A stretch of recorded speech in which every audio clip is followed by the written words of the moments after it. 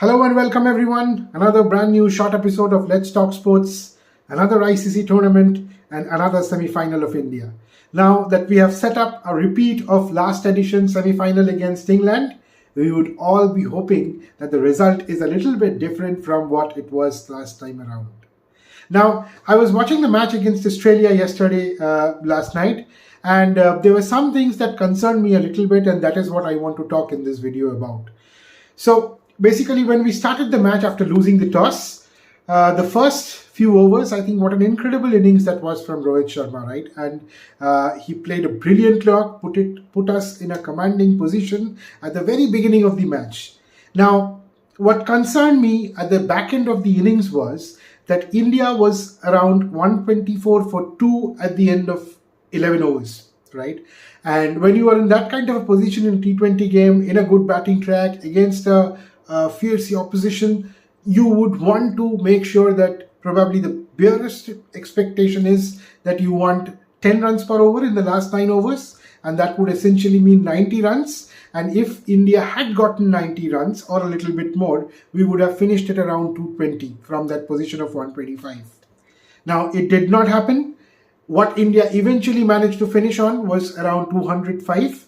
And that is where the concern is, that whether the back end of the Indian middle order, I mean the likes of Hardik Pandya, Shivam Dube, Akshar Patel, Ravindra Jadeja, has enough firepower to make sure that at the back end of when the top order gives you a brilliant platform, then whether the team has it in it to make sure that it is a brilliant finish to the end of the innings.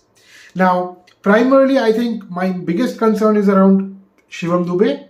Shivam Dube is not bowling. I think the reason why he was preferred over Rinku Singh in the World Cup squad, I do not see any other justification behind taking Shivam over Rinku.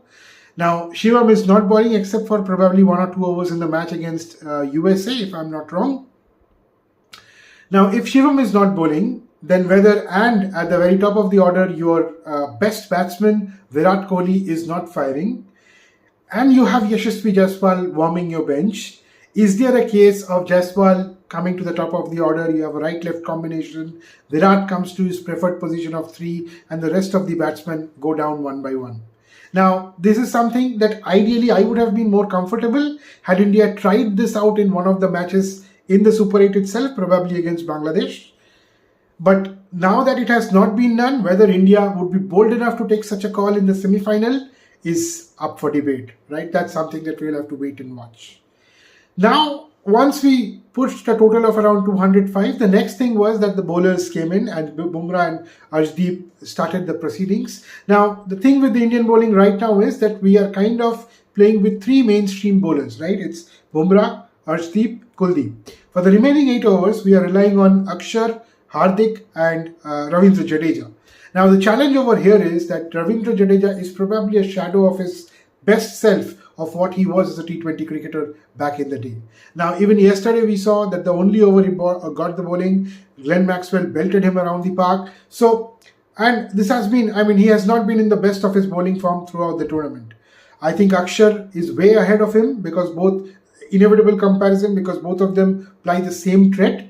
But I think, again, another thing that I would have been probably a little more comfortable with was if India had tried or given a look to Yuzvendra Chahal for one match at least instead of Jadeja. Again, I know India is not very comfortable with elongating the tail, and I think that's one of the reasons why India are persisting with Jadeja and Akshar, but probably could have been worth the game. Now, the only worry is that as we have been experiencing it right over the last few years and editions of ICC tournament, that we just hope that one of these things or any other thing as well does not fall in between as an obstacle between the trophy and the Indian team. There is a very thin line between backing a player or backing players and rigidity. And I feel it's a borderline case right now between Shivam Dube especially or Ravindra Jadeja or some of these likes.